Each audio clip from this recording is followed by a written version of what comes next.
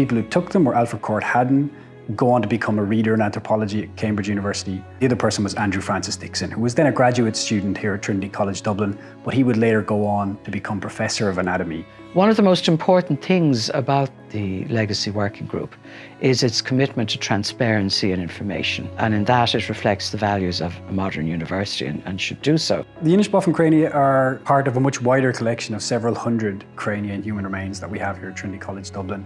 My role as curator involves caring for this collection that was amassed for over 300 years. These were collected purposefully for medical education, for teaching students and providing subjects of research. We believe that the best way to care for our collections is to conserve them, and that involves cleaning, repairing. Even more important part, perhaps, is to research their backgrounds, to research who they were, what were the circumstances under which they came to be here. We have really profound evidence for the Inishbofin collection that are fairly incontrovertible and explain the story of how they came to be in Trinity. The first is a diary entry written by Alfred Court Haddon himself. We also have a contemporaneous photograph which shows exactly where the crania were. There's no other piece of human remains in our collections that we have such steadfast evidence for. It was very important to underpin the decision to return the human remains to Inishbofin through a process of gathering evidence and doing historical research, because the issue with a lot of claims for return or reburial often can be very hard to trace a community of origin or where human remains should be returned. I got involved in this process just shortly after it began, when there was a major discussion going on about the crania from Inishbofin. I admire the way the working group has been established. Things get talked out at some length.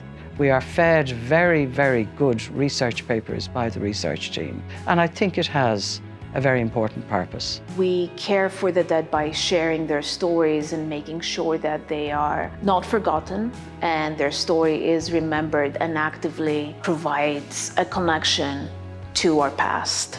Some of the stories are inspiring and there are stories of innovation and discovery. It is our duty to address all the parts of our history, including the darker side of history of medicine and the history of Ireland as well. I think a huge amount of credit goes to the community of Inishbofin for walking through a process with us that was at times uncomfortable for them, at times uncomfortable for us. But we're really grateful, I think, for their patience in going through what was a public process that was transparent.